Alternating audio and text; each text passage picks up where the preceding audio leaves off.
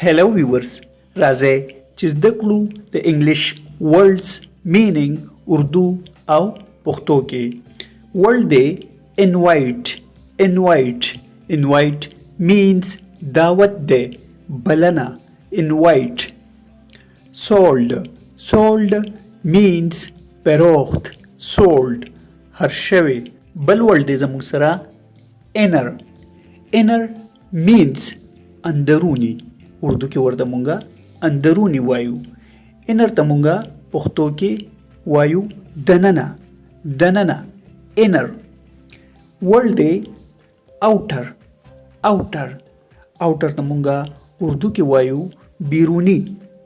پښتو کې ورته مونږه وایو بهر بهر. ویورز چینل سبسکرایب کړئ، ویډیو لایک کړئ او شیر هم کړئ. Thanks for watching this video.